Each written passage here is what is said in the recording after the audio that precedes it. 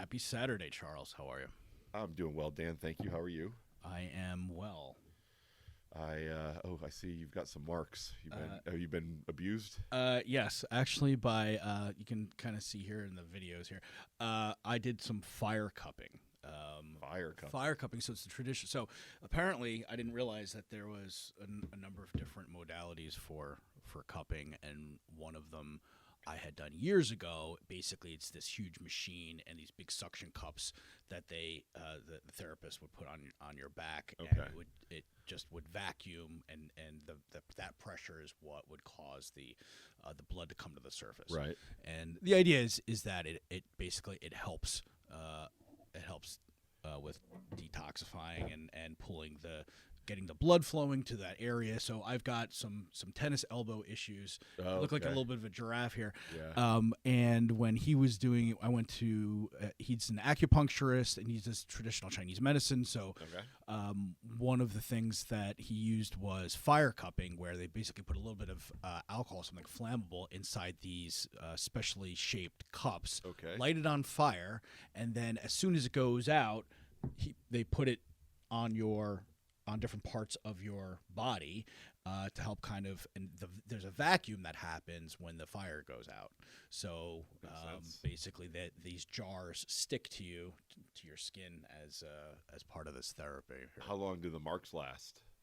Well, let's see, it's Saturday, so I got this on Thursday. Okay. And then I'm going to go every Monday and Thursday for the next 4 weeks. Wow, okay. Yeah, to kind of help resolve the clicking and the weakness I have and a little bit of pain I've got in my forearm and elbow. So what he diagnosed it with was that a lot of it was from overly tightened tricep on this side. But also, what a bad problem to have, Dan, with your huge, overly tightened. He didn't say it was huge. It's not huge yet. That's my right. That's my editorial. Right. Yeah. But it's funny because when I was doing exercises, I felt like burning a little bit in my elbow, and I was like, well, I got to finish the set, of course. And that wasn't the move. Any pain, stop immediately when it comes to lifting. That's what I've realized. I'm lucky that's all this was, but this has been nagging me for like 6 to 8 months. So every time I'm trying to fill my Berkey water pitcher, I pull up the half gallon of water, that's where I just feel everything kind of just click and sharp pains.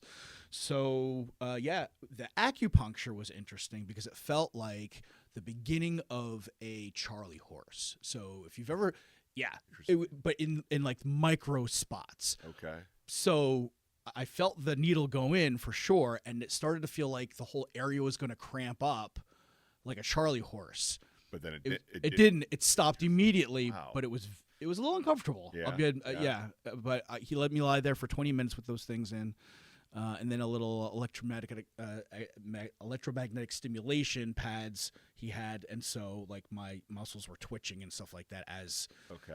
So he basically hooked me up to everything. So you found it positive and helpful so far? Absolutely, because when I got out of there, I felt relief immediately. Okay. Yeah, as soon as it was done, and it already feels better. In addition to that, he showed me a few stretches to do at home in between the sessions. So it's called Recovery, and it's right here in Lake Mary, right next to love a good pun. right next to Crumble Cookies. So, now you're speaking my language. Right, it's funny, this week I one of my goals on my to-do list was inbox 0, and so for me, it's not just.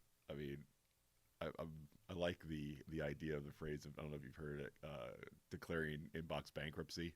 Mm-mm. Yeah, you just mark everything as red and archive everything without looking at it. You're just like, if it's important, they'll send me another email. That's a good point. I cannot do that, though. So I actually go through and I review everything, and I unsubscribe to stuff newsletters that I don't want to keep having to, do this again and again. And I finally unsubscribed from Crumble. I'm no longer on their. Why would you do that? Because what's in it for me? I mean, if I want to look them up on Instagram and see what their flavors of the week are, I can certainly do that. But why do I have to have it delivered? Shoved in your face. Yeah, just, dangled in front of my face. These are the new flavors this week. Good for you, man. That's a step. So, it's a big step. Yeah. My addiction. Yeah, I did decide to, I I don't need to have this pushed to me. Yeah. Like if I want to go seek out that information and tempt myself, then fine, I'll do that. But I don't need it to be blasted in my face. Dude, 100%. Because I used to think I'm weak because you see some of these like fitness professionals and just the amount of how great a shape they're in, and that most of that is actually diet, right? And it's yes. Discipline around that. Yes, you're going to the gym, but for me anyway, the diet is much more difficult. We talked about that the other day. For you, it's the other way around. Going to the gym is a little bit more difficult than the diet. Yeah, for short-term dieting, I can get dialed in, and I can handle 3 or 4 weeks of strictness to see a temporary result. What made me feel better was, after talking to some people, realizing that it's not that these people are gods in terms of willpower, right, and that we're weak. It's they just set up their environments to be a lot more conducive, right, to their goals, and that means eliminating those temptations, those pictures from Crumble Cookie about their latest special, right, in your inbox. And for me, it's keeping peanut butter out of the house, or imagining a joke that you told at Mathers the other night about chunky peanut butter and Santa Claus beards that I'm not going to repeat on the podcast. I appreciate that. But it really made my stomach turn enough to the point of I'm not craving the peanut butter quite as much anymore. Yet another business. I never thought that would happen. that I need to explore.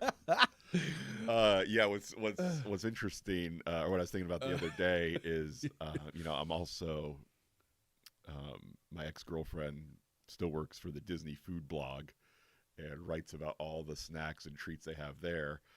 And I still enjoy following that blog and seeing their Instagram with all the new treats. And it's easy for me because currently I live in New Smyrna Beach, which is a bit of a drive, right? A solid hour and a half, I would say, from New Smyrna to like actually getting into a Disney park, at least an hour and a half. And also, I don't live anywhere near there either. So Crumbles around the corner from my place. True. There's a lot of Crumbles. When you're coming here to the studio, yeah. Is there? Yeah, there's one at DeLand as well. Oh boy, they're crumbling all over the place. The next town over from me. Oh, that's dangerous. But I was thinking, boy,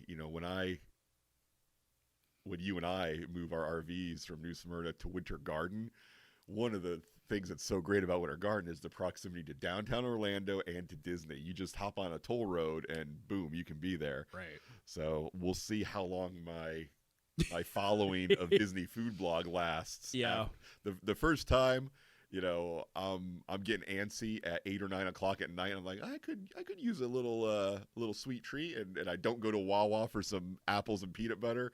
And I drive my ass over to the Riviera Hotel to go to their little coffee shop where they have all the pastries. It's like the first time I do that, it's going to be, okay, I can't follow this account anymore either because I just don't have I'm just be setting myself up for failure by constantly seeing all the wonderful treats that Disney has. And also I've lowered the bar for how much work it takes to get there. Yeah.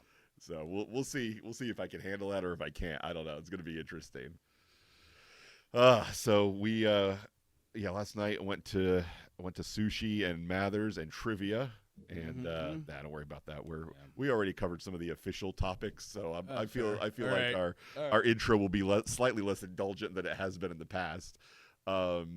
We did sushi, we did a little bit of Mathers, which that place looks beautiful at Christmas time. It really does. If you're in the Orlando area, you got to check out Mathers Social Gathering. It's a really cool little speakeasy in downtown. It's not that little. The place is huge in downtown Orlando, and they make it real pretty for the holidays. So very festive. I participated in the Guess How Many Nutcrackers competition. I did as well. I do. In retrospect, I may have gone a little high with my guess. Which, let's see, this could air before Christmas, so I'm not going to say what I guessed. Okay. But I think I might have gone on the high side. Yeah. And but we'll see. We'll see. I wonder if it's is it Price is Right style where it's closest without going over or just closest. When they get so many people, they'll probably get the exact number guessed by somebody. I think so. But yeah, so we went there. Then we went to trivia and had some difficult questions. Suffered from. I'm going to blame the Gen Z folks in our group because their lack of when it comes participation. When it comes to pop culture on like movies like Elf, they should. Well, number one, we didn't have. I think we had one girl there, and then 2 other girls showed up, but they couldn't answer anything because the rule is on the third round. If you're not seated there when the round starts, you don't get to. They're pretty strict. No going to the bathroom. Yeah, Told you. I like that rule. Yeah. I like that guy. He knows how to run a tight ship. Yeah. Yeah, I got all 3 word jumbles last night too, which those are usually challenging for me, but I had a good night with those. Anyway, so we got 4th place because the last round things fell off, and yeah, we need a more feminine presence, I think, at trivia, because there's some blind spots that we ran into last night. This is the first time I've actually been in the Falcon. I've walked by a few times, Yeah. or like when I was there for like running around in Thornton Park and stuff. And it's a cute little spot. It's definitely unique with the local artwork on the wall, and it's not a commonly seen type of setup. Yeah, they had an art show there last week that I was interested in going to. Just the scheduling didn't work out, where they'll like bring in a bunch of local art, and you can buy what you like, and nothing's more than $100. Oh, that's great. So yeah, you can if you're looking to actually furnish, you could actually buy some. Right. If you're looking to furnish a space and add a little bit of decor, I thought, maybe I'll pick up something if I can find something the right size, because I don't have a lot of wall space in my camper. Yeah. Well, not this camper, but the next one I'll have plenty of wall space in, which we'll talk about that on a future episode. There's a new floor plan just got released for 2024 that they've never made before by another company, not the one that I currently own. And man, I'm feeling pretty excited about moving on up. So okay, let's before we get into the book, I went on a bit of a spending spree. Got some of the self-care pieces that it talks about for bringing in your car with you in your little go bag. Yeah. So this is a bottle of melatonin, dual spectrum, which means there is instant release and extended release. I've never tried melatonin ever to help me sleep, and I will give it a shot. Maybe tonight. We'll see. Yeah, let me know how it goes. Got this little roller of lavender essential oil, which it really is. For me, that is a extremely relaxing smell. Yeah, because whenever I get a massage or a straight razor shave at Art of Shaving, this is always the scent that I ask them to use. Oh, nice. And so just smelling it takes me back to either being on a massage table or getting a straight razor shave. Excellent. So yeah, big fan of the lavender essential oil. Let's see, we got a couple of kinds of creams. We've got the Neutrogena Norwegian Formula hand cream.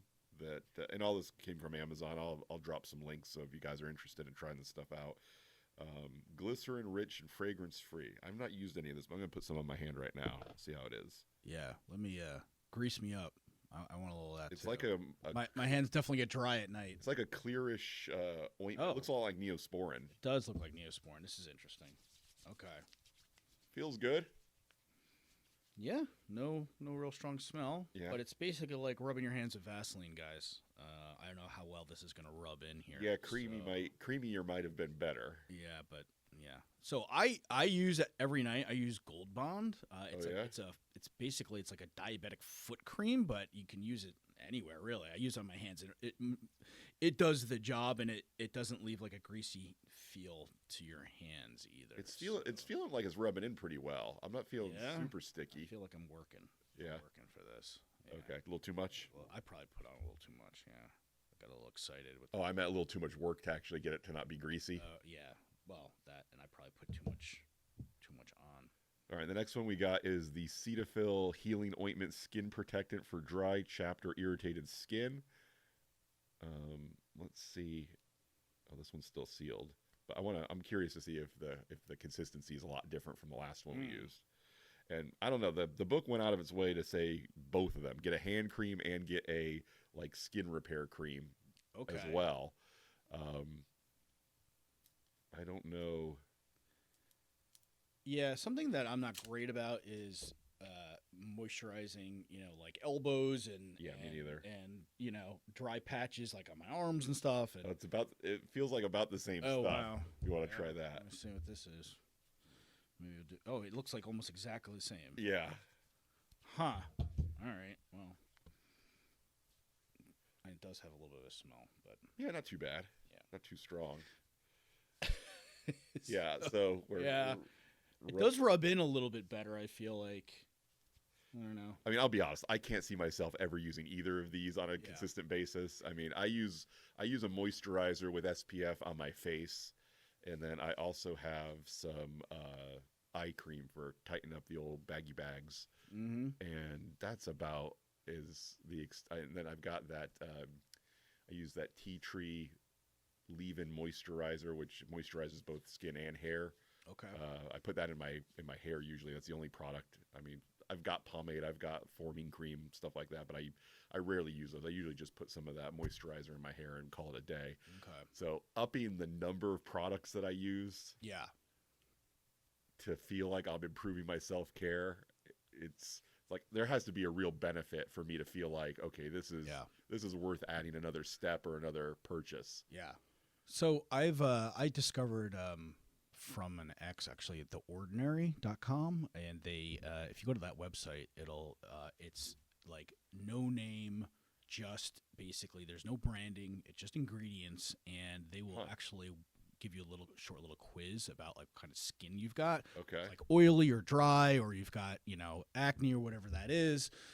And then it'll recommend a little bit of a protocol for you. But each of the things are like, I mean, anywhere from like $10 to $15. They're not crazy expensive for like a good 30-day supply of the stuff. And some of it is, just kind of like a light acid to kind of, so you have a little bit of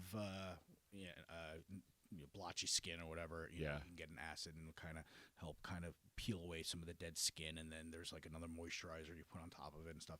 And it's reasonable. It's reasonably priced. It's nothing crazy, and it works pretty well. Yeah, we'll talk a little bit more about the areas that I do use some products in and what I use for body wash, face wash, shampoo, and stuff later. But yeah, again, I try to. Like everything else, you try to keep it simple enough that you'll actually do it. Yeah. Where it's like you do 20% of the work to get 80% of the benefit, and then you got to do 80% of the work to get that last 20% of the benefit. So I try to minimize things as much as I can and keep them simple. All right, last thing. There? This is a moisturizing face spray, and I've never used one of these. This is by Clinique. And I'm going to. You sure that's not pepper spray? And we'll just make sure. Just double check. Go ahead and give myself a blast and see what this feels like. Yeah, blast yourself in the face. That's it. There you go. Harder. Stop it. If you keep talking while I'm doing this, you won't see me doing it. So I got to talk and do this? Oh, that's right. All right, here we go.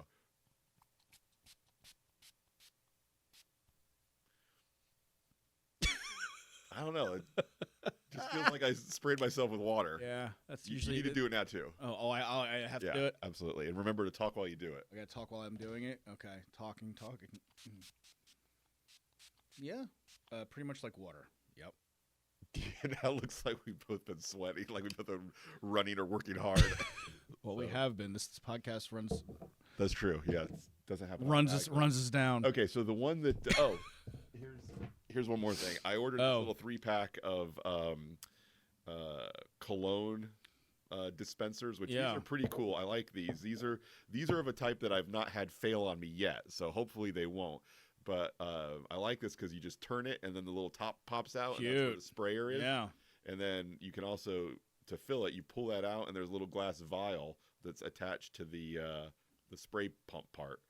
And but you got to pour the liquid in there. Well, it right? did come with a couple of tools. Oh, so got it. It came with a little funnel, like an eyedropper where you can suck it out of your perfume or cologne bottle into here and then squirt it into this thing. Oh God. Or there's a funnel as well. All right. So there's a couple ways for you to get it in other than that.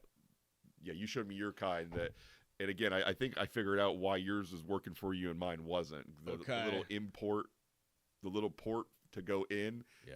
On the ones I had tried, that was just exposed to the outside, where yours is sort of a hybrid between what I had before and this new one. Yeah. So I think I understand why yours is working, and I think these are going to work for me as well. Nice. So I'm excited about that. Keep us posted. And then the last thing to talk about is I got these Neutrogena Hydro Boost Hydrating Hydrogel masks that you cover your face for 15 to 30 minutes with, which I'm not going to do.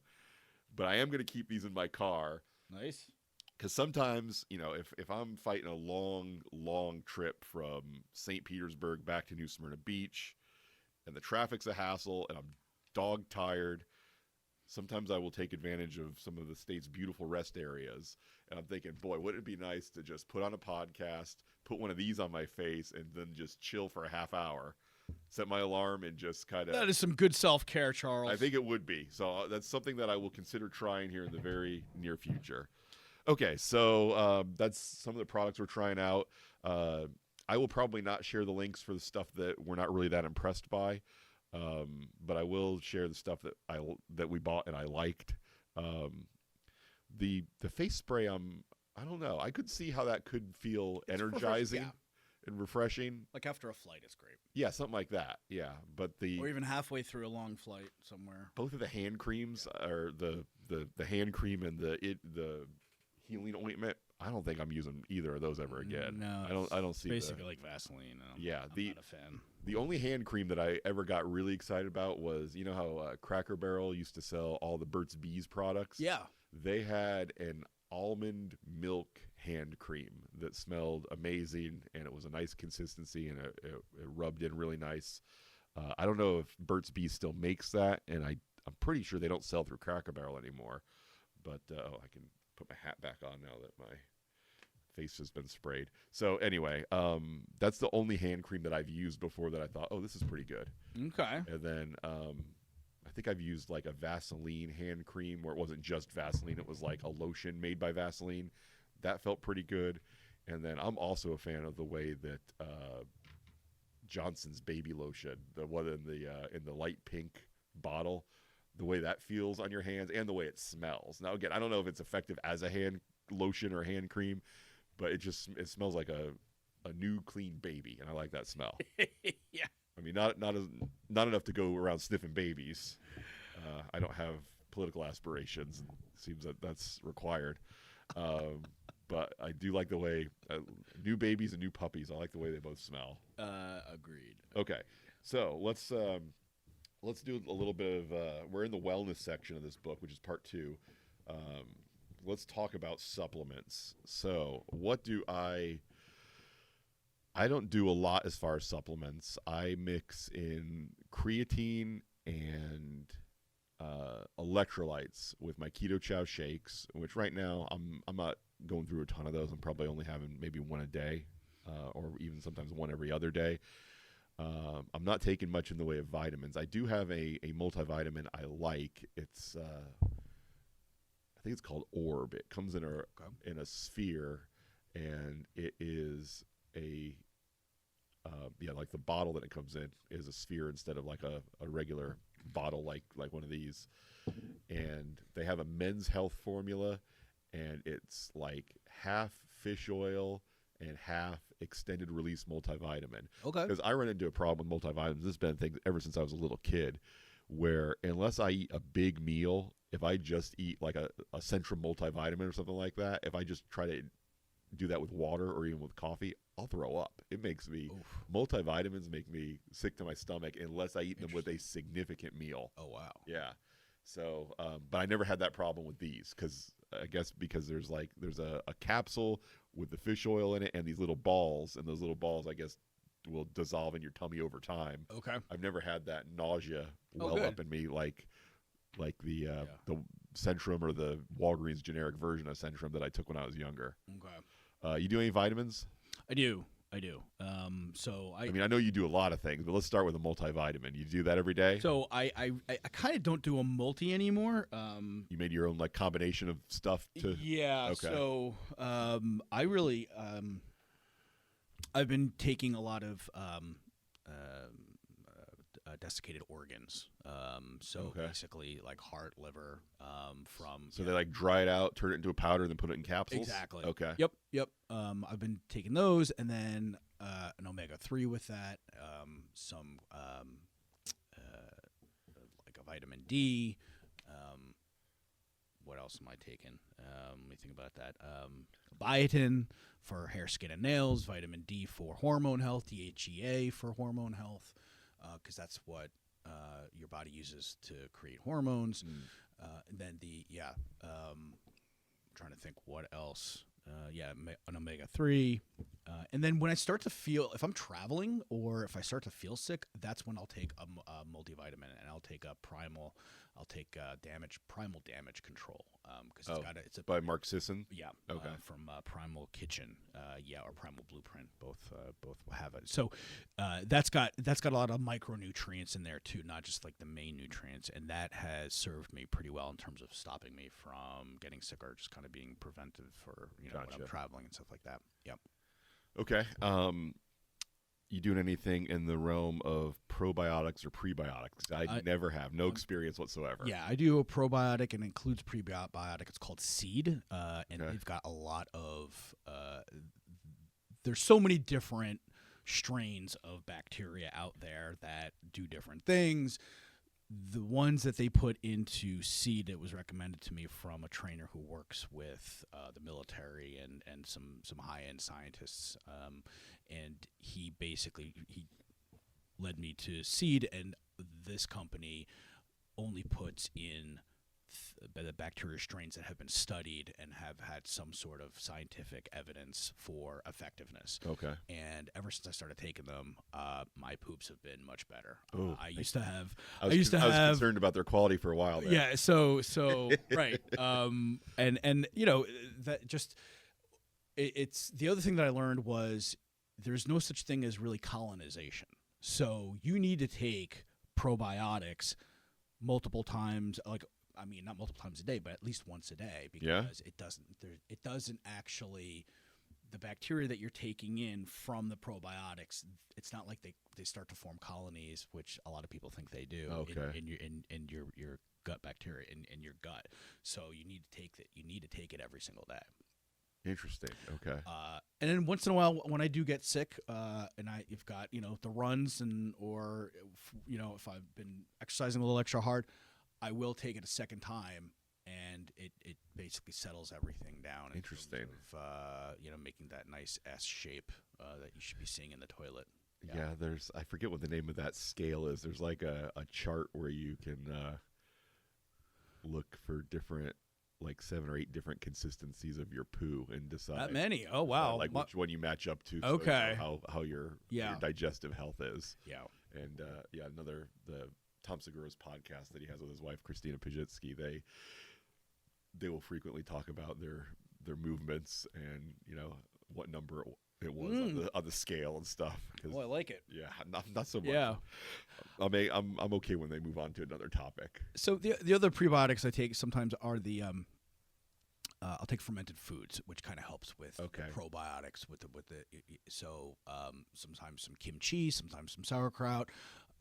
Kombucha, no, because there's usually a lot of sugar in the kombucha. I mean, it's delicious. We talked about that last time. Yeah, but pickles, I'll try to get all natural pickles, and they've got some spicy ones, Grillo's pickles. Those were I work with just had a jar of that at the office. They're delicious, and they've got a spicy one, and they've got thick dills, slices, and they really help me when I'm starving and it's like lunchtime and it's like, all right, I'm going to eat something that I shouldn't be eating because I'm so hungry. A great way to slow me down is I'll just have a couple of pickles out of that, out of the jar, and it's great. Yeah, was it? As I'm cooking. I think it might have been this book that talked about having a little bit of pickle before you go to bed. Really? I didn't. Oh, maybe it was. I read somewhere the idea for good sleep health, so that you don't have to wake up to pee in the middle of the night. If you have a pickle or a shot of pickle brine, then the salt will help your body hold on to water. So interesting. Less chance that you'll have to get up and get a drink in the middle of the night or get up and pee in the middle of the night. They've done studies on pickle juice, and they've shown it to be just as effective or more effective than like Gatorade in terms of rehydrating for athletes. Interesting. And a lot of athletes. I wish I liked the taste of it. I'm not really that crazy about it. Yeah, I can take a couple small sips, but I'm not. Pickle juice, apple cider vinegar. Yeah. Normal water without bubbles. Ugh. All drinks for poor people. No, thank you. All right. I'm sure you probably know more about adaptogens than I do because I know nothing. I've seen the word before, but I mean, basically, it seems like anything that's good for you and reduces inflammation is an adaptogen. I don't. I've not. Like, is this a made-up word? Is this? You can see it applies to a lot of different things. Yeah. Right. So, like ashwagandha, and then Lion's mane mushroom. So I've dabbled with the mushroom stuff, and I really haven't felt anything dramatic from taking them. And it could be me. Maybe I just wasn't taking enough or didn't do it consistently enough.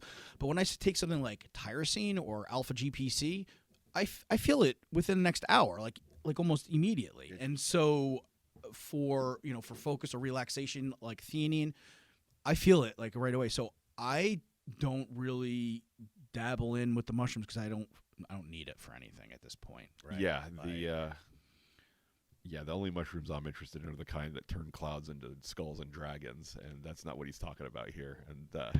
And we're not recommending those unless you do it under the supervision of a medical professional, because otherwise it would be illegal. And I want to live in a society where the government tells you what plants you're allowed to put in your mouth.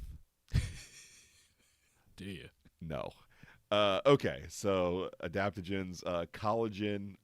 I know that collagen is a supplement or is an ingredient in a lot of mass-building supplements, which when I first started my novice progression with starting strength, I was taking some mass builders, and I'm pretty sure collagen was one of the things that it contained. It possibly. It is a form of protein. It's not a complete protein, but. Well, what does that mean? So basically, it doesn't have all of the amino acids that your body needs. Okay. For all the functions that your body has to do. So, whereas like a protein powder or EAAs, essential amino acids, it's complete protein. Now, collagen is specific for hair, skin, and nails, and it's supposed to the amino acid profile in there is supposed to kind of help with that kind of regeneration and preservation, also with joints. Right. So I've been taking it every day for years, and I feel like look, I don't think I look like I'm in my 60s at my age. So you don't look like you're in your 60s. So I drink a lot of water. I also take my collagen. And I also don't have children, so maybe all of those things have helped keep you looking young. Yeah, kept the gray hair off of my head too. Yeah. As well. But collagen is definitely something that I've taken every day, and it's what's actually in Jello too. That is it's made from Jello. Right. It's what makes Jello, right? And it's made from hooves and bones of animals. Delicious. And there's such a wide variety in terms of pricing. So Vital Proteins is crazy expensive, and then you can get cheaper versions that are just as good, I think, from Amazon. Yeah, that reminds me. He talks about how supplements are more than just protein powder, but then he doesn't really get into protein powder. Let's talk about that for a second. Yeah, that's been a big one for. When I was reading the Starting Strength book for the first time, he goes into Mark Ripito goes into a little bit of detail with supplementation in that, and his position is basically most of what you walk into a GNC or something like that and can buy is a waste of money. I agree. He basically says buy whey protein and buy creatine, and for the most part he says, and buy the cheapest one you can, the cheapest price per serving, per pound, per ounce, whatever, with creatine and protein powder. Just get the cheapest of it that you can, and then take it every day. Yeah. Again, if you want to gain weight. So I would say is if you're trying to lose weight, protein powder is not your friend, because it's not going to. Well, unless you're, like with Keto Chow, you can use it as a meal replacement. Right. The difference is Keto Chow has other things in it. That's true. It's not just protein powder. And you're putting a bunch of fat in it too. Right. So you're getting full. That's what I was going to go with, which is if you're just doing a straight up protein powder with like water or maybe a little bit of milk for dairy, no good. But second of all, it's not going to make you feel full. Because it's almost like pre-digested. Your body has to do no work because it's already been processed. Protein powder is a processed food, boys and girls. That's true. Yeah, it really is. Super processed. It's basically like anything else that you turn into powder, sugar, cocaine, whatever that is. Yeah, all that stuff is processed food. Yeah. And so the more your body needs to work. So if you eat real protein like chicken or beef or whatever, your body, even if you're chewing it, you still have to expend calories and energy, and you get a sense of fullness because your stomach needs to digest those rather large chunks compared to the protein powder, which is just micronized. Yeah.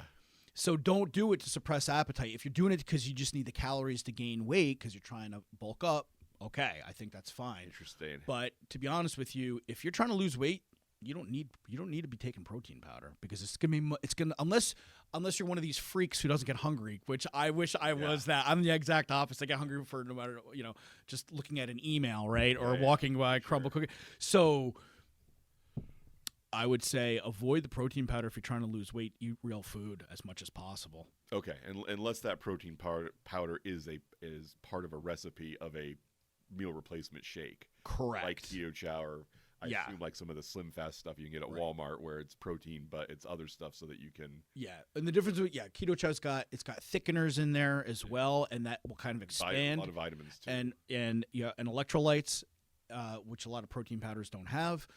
And then you're also usually taking it with fat. So difference in a keto chow meal versus a regular whey protein. Whey protein is going to and it's going to be like 120 calories versus like 400 to 500. Right. Yeah. So that is true. The Isopure is the protein powder that I use when I'm trying to get my 200 grams a day or whatever. And mixed with water, it's only like 90 or 100 calories. Yeah, it's not right, and you might be able to get by for like an hour or two after taking that, but you're gonna get hungry right afterwards. Whereas a keto chow, you can go hours. I think. I can definitely swap out a meal with one of those shakes, and depending on how much fat I put in it, you can. Yeah, I could definitely see how people could do 2 keto chow shakes a day, where they just bump up the butter or the cream or and the feel avocado satisfied. oil and not feel like they're starving themselves. Yeah. Right. Okay, cool. Well, thanks for that digression. Sure. Creatine, I think we've talked about that before. That's something that many people recommend for pretty much everybody, not just if you're lifting, just the cognitive benefits and what it does to your muscles, which is intramuscular hydration, where some people worry about it making them bloaty. Bloaty, it's not. It doesn't do that. The way that it retains water is not the way that makes you look bloaty or feel bloaty. It puts more water in your muscles, which is good for the transmission of electric signals that your nervous system sends to your muscles when you have to use them to do things. And I think there's also some aesthetic benefit to having muscles that are fuller with water than not. So I like creatine and protein powders like Keto Chow or Isopure. That's the other company that I like. And Isopure is not cheap, so it doesn't go along with buy the cheapest way you can, but it doesn't have any sugar. There are no carbs in Isopure. At least they have like a low sugar and a zero sugar, and so when there's so many levers that I'm trying to control with my diet, then it just makes sense to spend a little more on a protein powder where I don't have to worry about sugar sneaking in and carbs sneaking in to kick me out of ketosis. Okay, cool. Let's talk about omega-3 is usually found in fish and fish oils, and it seems to be recommended for just about everything. I know that it was prescribed to me when I had some cholesterol and triglyceride issues that were out of control. What worked for me, my cholesterol and triglyceride issues fixed themselves when I lost enough body fat. Yeah. You're not gonna. There's nothing you're gonna get in a bottle, whether it's omega-3s or statins, is going to do the same for your cholesterol and your triglyceride levels as going from 30% body fat down to 18. Yeah. That's just, it's not an easy path by any means, but there's so many other benefits besides those numbers changing to your life. Yes, absolutely. And that was how I fixed my triglyceride, cholesterol, and sleep apnea issues by losing weight. And I also got to enjoy a lot of long walks, listening to podcasts and seeing squirrels and rabbits and cows and donkeys and all sorts of things when I was going for long walks by my house in Deltona. While you're on mushrooms, okay. No, they were all those animals were actually there. I was not imagining them. Got it. So omega-3s, I did get a prescription for omega-3s or for fish oil because apparently there's a difference in the refining process between what you buy over the counter and what they sell behind the counter at the pharmacy. Okay. So the doctor I was seeing at the time was like, no, you should get this super high-end stuff. It's better for you than. and I think it did reduce the fish burps. Okay. Which can be a problem with fish oil. You take a fish oil pill, and then a little bit later, you have a burp, and it tastes like fish oil. Where I guess with the highly refined stuff, you don't get that as bad. And these days they've got a lot of supplements that you don't get the fish oil burps. And okay. They've got it. Sometimes they've got it slightly like scented or flavored with like lemon or orange or whatever. Now we're talking. Yeah, and you can actually get it outside of the pill. You can get like a bottle of it, like the liquid omega-3s that have the lemon in there. Okay. Or the orange flavor. They just put it on a spoon and down the hatch. Spoon, or you put it on a salad, whatever it is. Oh, you can't cook with it, but you can put it on. Oh, okay, because cooking would break down the. Right. Okay, gotcha. Interesting. Okay, how about ginkgo biloba? What do you know about that? I haven't really messed with that. Yeah, I haven't much, although it's in that that little calming mix I believe that I've got of theanine and ashwagandha. Okay. I think there might be some ginkgo in there. That would make sense, sure. But yeah, usually if we're going out and I'm going to an environment where I feel some level of confidence and I'm going to be annoyed and tired, I will pop some of those and see if it makes me feel any better. And I don't know. I haven't really noticed it or journaled it or noted how that it makes me feel. I think there's some benefit to L-theanine, certainly. Yeah. And so anything that has that, I'm gonna feel a little bit more chill on. But I can't say what part ginkgo plays in that mix. I mean, he's saying here that it's can give you alertness without the aid of coffee. So I wasn't aware of it being some sort of brain focus. Yeah. So I think I've heard that before. Maybe we might need to try a little experiment and see how that goes.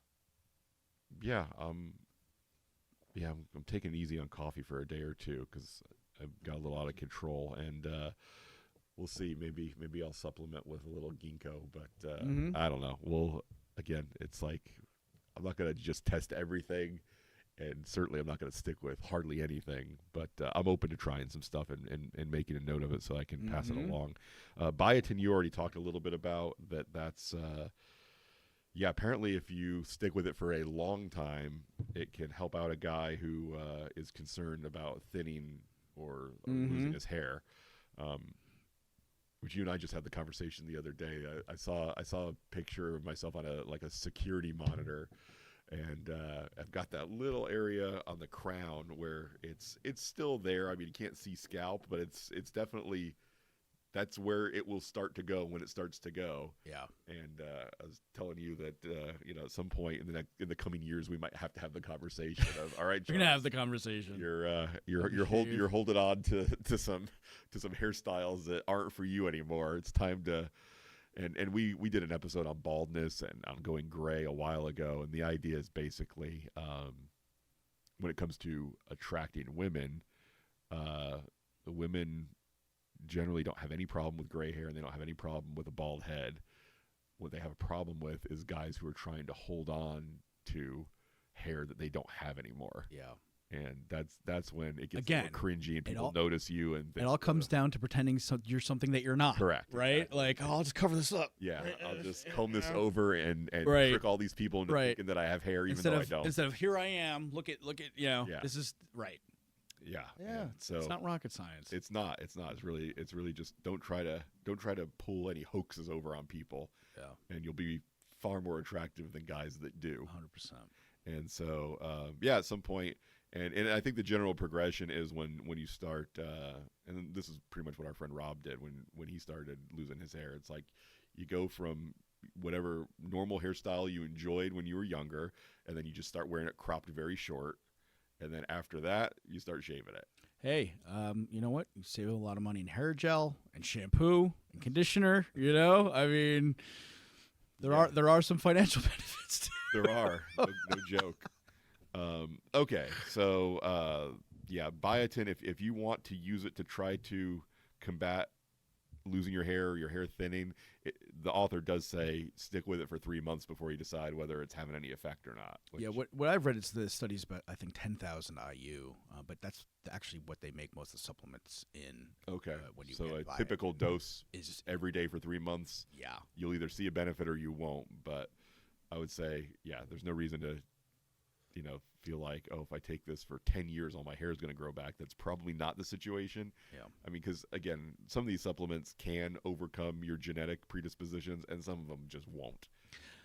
Yeah, and he makes a point at the end here that most of this is to reduce stress. I mean, just the whole Self-Care for Men book, that's kind of what it's about. I feel like it's helping to reduce stress. We have so many stressors all day long that we're dealing with, and it's not because it's all day long. That's where it causes the problem. A little bit of stress here and there, our bodies are made to handle, but when it's all day long, persistent, right. That's when we get these negative side effects, and that's why some of these supplements are helpful to combat all of the influx of all of the pressure and all the stress that we get and we put on ourselves. Yeah, and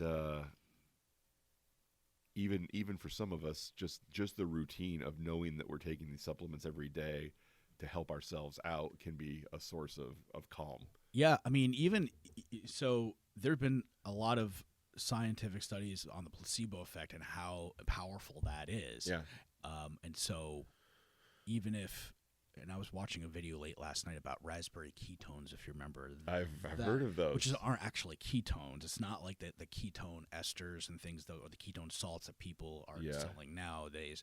And it really there's been no scientific effects of it. But the guy who was running the video was saying, you look on Amazon reviews, and there's like hundreds of people giving 5-star reviews. Hey, I lost weight taking the raspberry ketones. And he's like, well, it could be a placebo effect. Yeah. And that is, we have no idea really how powerful our mind is.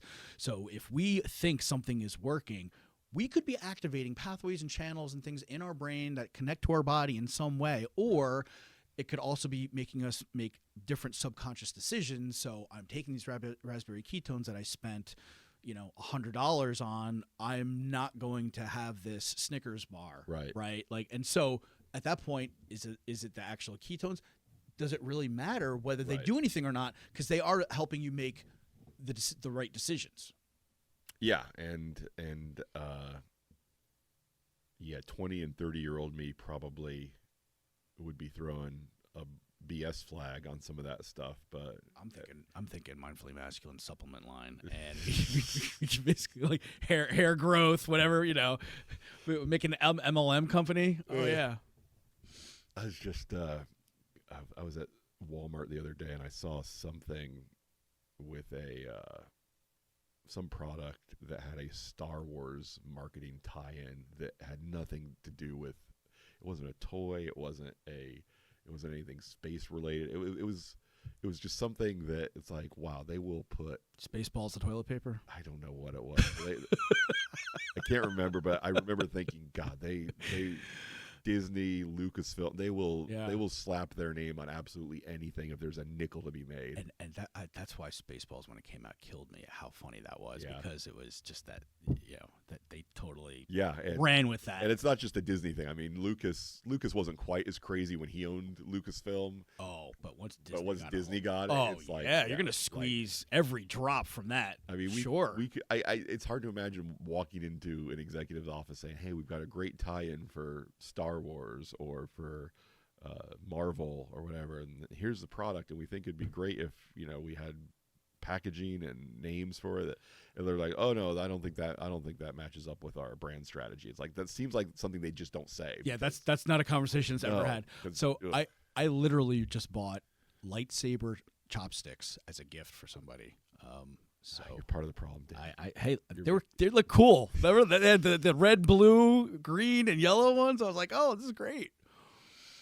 I think I've seen those before. And yeah, there are just some products though where it's like, wow, you really will put your logo on any. And in the radio space, Howard Stern used to make fun of Rush Limbaugh and I think Bill O'Reilly, where they would have their talk show and then they would just brand anything with the logo of their talk show and then sell it to their listeners. It's like, I could never do it though.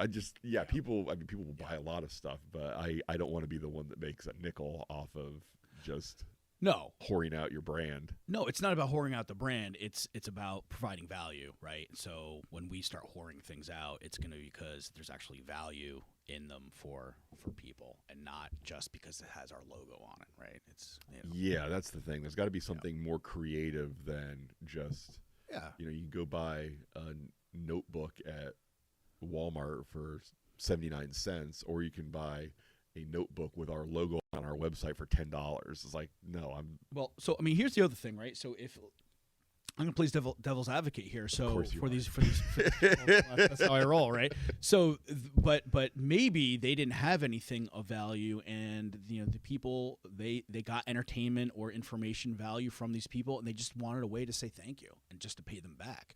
And so maybe they never used the notebook with O'Reilly's name on it, but felt like, hey, I want to say thank you in some way, and this is the only way that I could do that exchange. I could give you some money for this product because that's the only thing you're offering.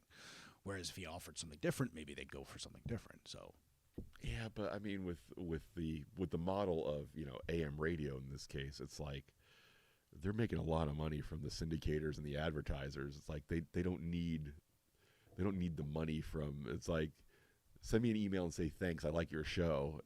I mean, again, not us. Maybe that's the way you like to think. No, we will be selling stuff to people. It's just a matter of time. I want more than an email. Yeah. Yeah, but again, if there was a huge syndication network of radio stations paying our bills, then look, the podcasting model is definitely different. Who's to say how much somebody needs in terms of money? I know. I don't like counting other people's money, but it's also, just when there's a model of the radio stations pay you millions or billions of dollars. In Howard Stern's case, over the last few years, last couple decades, he's made billions of dollars. Like when you're providing the value to them and they're giving you millions or billions of dollars, then it's like, but I'm leaving a little bit of money on the table by not selling branded pens to my listeners. I mean, maybe that's the thought. You're leaving money on the table. Maybe, yeah. But it could be somebody else's thought that he has no control over, right? You sign all these contracts and things like that. So, I mean, there's more to Howard but Stern ultimately, you're in control of the contracts you choose to sign. Yeah. I mean, how you choose to let your name and your likeness be used. I mean, you can always just say, no, I'd rather not have a radio show than sign this contract. Right. And I mean, now you've got, some of these big names like Rogan, where it's like a half hour of commercials of sponsorship where it's right. But I mean, Rogan's a good example. He's not trying to sell Joe Rogan branded crap to his audience. No, he's selling other people's crap to the audience. Correct. Right. So what difference does it make whose crap it is? Rogan's still making money. He's still getting a nice hefty commission on that. I guess I see a difference between I'm going to just slap my name on something that is. There's no material difference between the version with my name and face on it and the version you could get for a tenth of the price. But I'm just going to slap my name and face on it and then mark it up 10 times and try to get you to buy it. Well, yeah, I mean, I see your point, but also it's not like he's not done anything. He's provided a lot of entertainment and value. Sure. And so most of these people who have reached this level of fame, they've done that. They've got people that are into what they're doing. And I mean, people want same thing, you wanted a BMW Z3 or you wanted a little BMW convertible versus a different, BMW was used in a Bond film. And so there's some, there's a little prestige and reputation behind it. It's because they built that value in the marketplace in some way. Correct. So I don't fault them for, being able to capitalize on that and just slap your name on something, people are going to want to buy it. Let the market decide, right? If people don't want to buy it, then they don't buy it. They don't. Nobody's forcing them to buy. Agreed, and nobody should say, I'm not advocating for a rule that says, well, that's not in good taste, so you shouldn't be allowed to do it. Yeah, you should be allowed to do it, and people like me should be allowed to look at you and be like, that's pretty. All of it's allowed. All of it's allowed. Absolutely. Yeah. And I would encourage it. I would say, you should definitely look at people that are selling things that you don't believe add value, and you should sneer at them and make fun of them. But as humans, we like to group things together. Like we want to be part of tribes, yes, right? And so yeah, if we find somebody that we like or a group that we like, we want to be associated with them in some way. And so if that means we're wearing one of their labels, and says, hey, this is what I'm about. That's that idea. Yeah. I mean, it's moved a lot of red hats and a lot of blue flags in the last 4 years, and yeah, it's people do want to buy things with someone else's name on it to show, hey, I'm a fan of this guy just like you are, and we have something in common, so now we can connect over that. And I just think in some cases, you're making one person rich who doesn't really have any interest in connecting with you just because you're buying the stuff with his name on it. You don't know that. You can't say that for everybody. Some people do. Everybody. I can say it for some, though. Right. And those are the people that you're not going to buy their shit from ever. Those are not your people, right? Those are not. True. Yeah. Whereas like Adam, our podcast coach. He's great. Yeah, if he I'd buy his shit. If he put out some, I wouldn't. Yeah. I don't know if I'd buy a T-shirt that had the name of his company on it or a notebook. Well, I like the one he was talking about. My mom listens to your podcast, or your mom listens to my podcast. Yeah. I mean, mom jokes were big in my college when I went to college back in the day. You're only I'm 3 old. years older than me. You're 3 years older than me, but that's still lame. Listen, mom jokes, that was a thing running around at the time. So I think it's funny. Not sure I would necessarily buy it, but I thought that was funny. Let me check and see where we are on our time to decide if we have time to get into the next chapter or not. Give me just a second here. All right, let's see. We're at